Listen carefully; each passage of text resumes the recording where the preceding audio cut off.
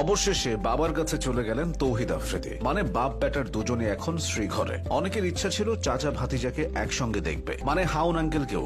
অনেকে জানেন না, হাউন আঙ্কেল ও তৌহিদ আফ্রিদিকে নিয়ে মান্না দে অনেক আগে একটা বিখ্যাত গান গেয়ে গেছেন। নিখিলেশ প্যারিসে, মইদুল ঢাকাতে, নেই তারা আজ কোনো খবরে। এখানে কে নিখিলেশ আর কে মইদুল তা আপনারাই ঠিক করুন। গ্রেফতারের আগে গাড়িতে তোলার সময় আফ্রিদি বলছিল সে এসেছিল তার দাদার কবর জিয়ারত করতে। অথচ কেউ কেউ বলছে আফ্রিদিকে বাসার পানির ট্যাঙ্ক থেকে গ্রেফতার করা হয়েছে। আবার কেউ বলছে সে সানসেটে লুকিয়েছিল।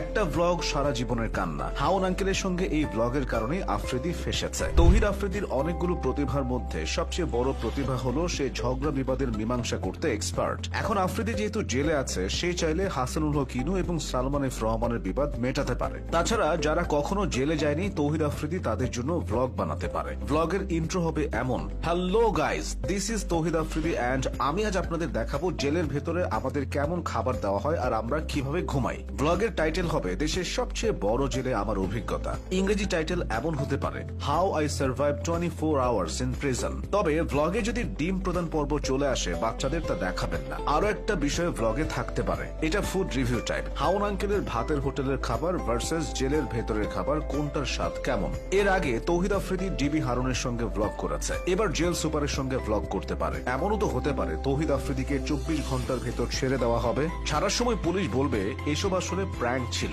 ওই যে দেখো ক্যামেরা। এদিকে জনগণ এবার তৌহিদ আফ্রিদির অভাব প্রতিটা মুহূর্তে টের পাবে। ঢাকা কলেজ ও সিটি কলেজের গ্যাঞ্জাম একমাত্র আফ্রিদি মীমাংসা করতে পারত। নরেন্দ্র মোদী ও বিজয় থালাপতির দ্বন্দ্ব নিরসনেও আফ্রিদিকে দরকার। মাঝখানে আফ্রিদি, তার ডানে মোদী, বায়ে বিজয় থালাপতি। আফ্রিদি তাদেরকে বলছে তোমরা একজন আরেকজনকে সরি বলো। কি কিউট একটা ব্যাপার হতো, ভাবা যায়। যে যাই বলুক, বাংলাদেশি জন্ম নেওয়াটাই অপরাধ। আজ তৌহিদ আফ্রিদি যদি অন্য কোনো দেশে জন্মাতো, গ্যাঞ্জাম মীমাংসার জন্য শান্তিতে নোবেল পেত। জীবনে বড় কিছু করতে হলে আফ্রিদির মতো হতে হবে। গ্রেফতারের আগেও তার মুখে হাসি ছিল, হাত ছিল পকেটে, ঠিক যেন সেই চিল গায়। এড়িয়ে হাসাহাসির কিছু নেই। রোজার মাসে তারাবির টাইমে ডাব চুরির সময় ধরা পড়ে এভাবে দাঁড়িয়ে থাকার অভিজ্ঞতা কম বেশি সবার আছে। পুলিশের হাতে গ্রেফতার হওয়া নিয়ে আফ্রিদির ইউটিউবে একটা প্র্যাঙ্ক ভিডিও আছে। কে জানতো প্র্যাঙ্ক ফিরে আসবে রিয়েলিটি হয়ে। আফ্রিদি সুন্দর মোটিভেশন দিত। এশিয়া কাপে তার মোটিভেশনকে কাজে লাগিয়ে বাংলাদেশ চ্যাম্পিয়নও হতে পারত। মোটিভেশন থেকে মনে পড়লো সুলাইমান সুখনের কথা। তিনি তার মোটিভেশন দুইটাই হারিয়েছেন।